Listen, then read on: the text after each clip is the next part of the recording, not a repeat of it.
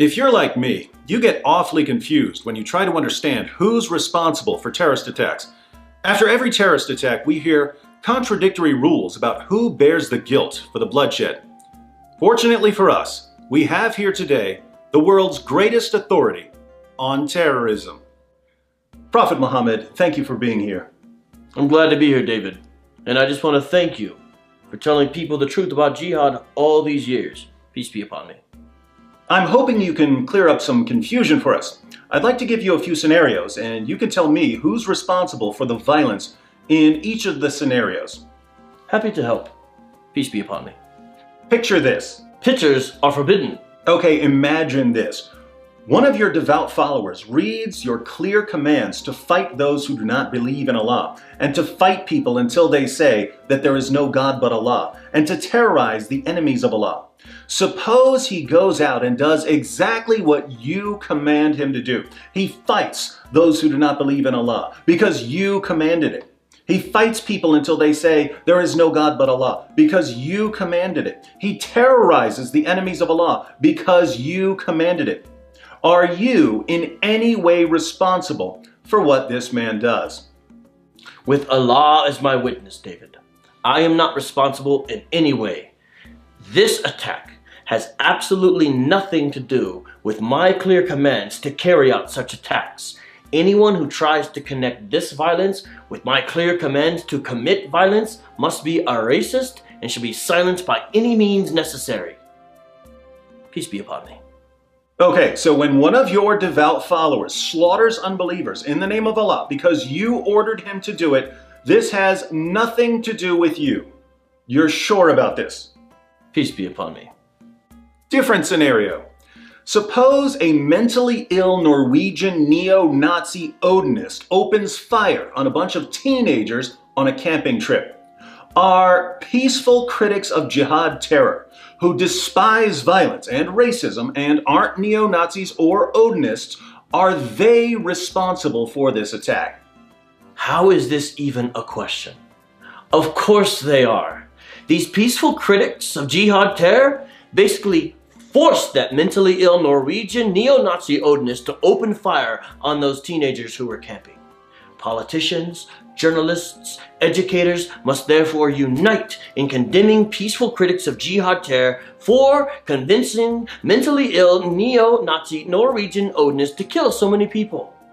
These peaceful critics of jihad, they must be deplatformed, harassed, crushed, executed. Peace be upon me. Got it. Thanks. Now imagine a devout Muslim who reads Surah 5, verse 33 of the Quran, which orders Muslims to kill, crucify, and dismember people who commit the vague crime of making mischief in a Muslim land. Now, Western nations, according to Islam, are making mischief in Muslim lands. So, if this devout Muslim decides to kill, crucify, and dismember people from Western nations as he is commanded to do in the Quran, are you in any way responsible for the attack? I swear by Allah, no. A Muslim who kills, crucifies, and dismembers the infidels, as I have commanded, has nothing to do with my clear commands to kill, crucify, and dismember the infidels who make mischief in our lands. Anyone who tries to blame me for what my devoted followers do when they obey me must be a racist, a bigot, and Islamophobe. All the evil people who try to associate my words with the actions of people who obey my words should be killed, crucified, and dismembered. Peace be upon me. This is very helpful. Final scenario. If the daughter of an ex-president criticizes a Muslim congresswoman for anti-Semitic remarks, and sometime later a self-proclaimed eco-fascist and white nationalist somewhere on the opposite side of the planet opens fire in a mosque because he wants to start a race war, should the daughter of the ex-president be blamed for the terrorist attack of the white nationalist because she condemned anti-Semitism? Alhamdulillah, Alhamdulillah. Yes, If this woman condemns Islamic anti-Semitism, she's basically forcing eco-fascist white nationalists to slaughter Muslims in order to start their race wars. This woman must be exposed for her wickedness and racism. She must be endlessly harassed. She must be deplatformed from social media.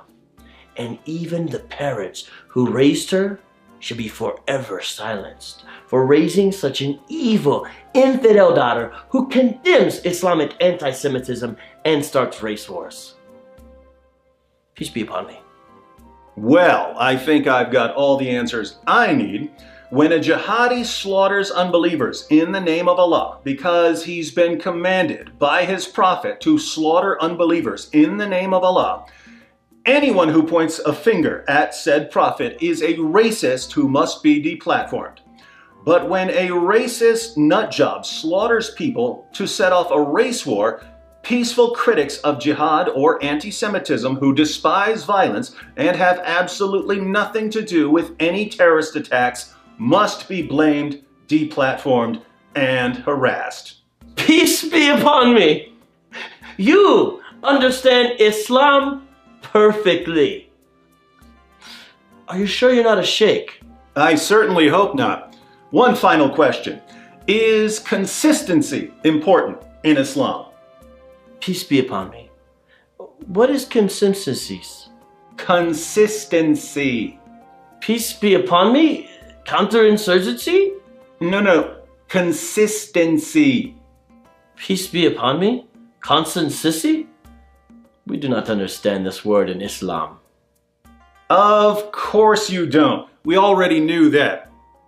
But this doesn't mean that we shouldn't try to help you learn it.